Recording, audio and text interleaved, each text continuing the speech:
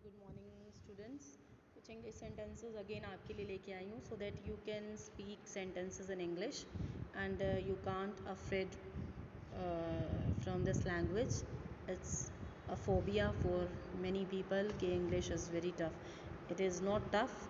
Try to we can say rehearse in sentences की practice करते रहिए and you will definitely speak English in a very good way. So यहाँ पे पहला sentence है like दो सेंटेंसेस है। पहले मैं नीचे वाला सेंटेंस पढ़ूंगी। A lot of companies have started making mask these days.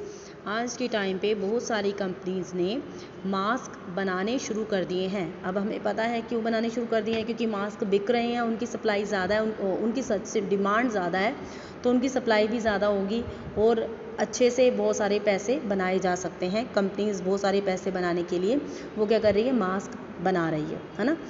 तो इसका अगर हम आंसर देना चाहें, मतलब कोई भी चीज़ है, मास्क की बात हो रही है, किसी और चीज़ की बात हो रही है, तो हम इसका आंसर कैसे दे सकते हैं? They don't want to miss the bus. Miss the bus का मतलब एक फ्रेज़ है। मिस द बस का मतलब बस को मिस करने की बात नहीं है। इसका ये मतलब है कि वो किसी भी चीज़ को, किसी भी ट्रेंड को या कहीं से भी पैसा कमाने वाली चीज़ को मिस नहीं करना चाहते। वो इसलिए मास्क बना रहे हैं क्योंकि वो इस ट्रेंड में से पैसा हासिल करना चाहते हैं। तो मिस द बस फ्रेज़ है जो कि आप यूज़ कर सकते हैं whenever you give the answer कि वो बंदा इस चांस को मिस नहीं करना चाहता। नेक्स्ट देखिए, अगर आपने कहना है कि आपने अपनी सैलरी को बढ़ाने की बात की या आपने इस तरह का कोई भी क्वेश्चन पुट करना है तो आप कैसे बोल सकते हो? Did you ask your boss for raise, है ना। रेज मतलब बढ़ाना। बॉस से बात हो रही है तो ऑब्वियस है रेज का मतलब क्या हो जाएगा, सैलरी का पूरा बोलने की ज़रूरत नहीं है। Did you ask your boss for raise, क्या आपने अपने बॉस के साथ बढ़ाने की बात की क्या सैलरी? तो इसका हम आंसर दे सकते हैं आई गोट कोल्ड फीट। कोल्ड फीट का मतलब क्या है कि मैं नर्वस हो गया और घर से ये सोच के गया था कि मैं बात करूँगा लेकिन मेरे से बात नहीं हुई।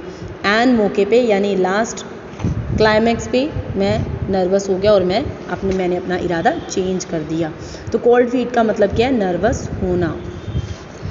आई जोन्ड आउट, ZONED। आई जोन्ड आउट का मतलब क्या है कि मैं किसी और ही दुनिया में पहुंच गया था, मैं कुछ और ही सोच रहा था। मतलब अगर हम क्लास में बैठे हैं, होता है ना, कुछ स्टूडेंट्स हैं वो कहीं और उनका ध्यान होता है, तो वो हमें आंसर दे सकते हैं। जैसे टीचर उनसे पूछे कि वे आर यू, है ना, the student can answer I zoned out, actually मैं किसी और ही दुनिया में पहुंच गया था। नेक्स्ट देखिए sentence, nothing can undermine my confidence. Undermine क्या होता है? वीक होना। कोई भी चीज़ मेरे कॉन्फिडेंस को नीचे नहीं कर सकती, अंडरमाइन नहीं कर सकती, यानी मेरे कॉन्फिडेंस को वीक नहीं कर सकती। अंडरमाइन वर्ड आप यूज़ कर सकते हैं। कोविड हैज़ अंडरमाइंड, क्योंकि प्रेजेंट परफेक्ट टेंस है तो अंडरमाइन के साथ वर्ब की थर्ड फॉर्म के कारण ईडी लग गया। Covid has undermined our countries growth. Covid ने हमारे कंट्री की ग्रोथ को क्या कर दिया है? बहुत ज़्यादा वीक कर दिया है, कर चुकी है ना। तो प्रेजेंट परफेक्ट टेंस हो गया। लास्ट वर्ड देखिए, हाइंड साइट।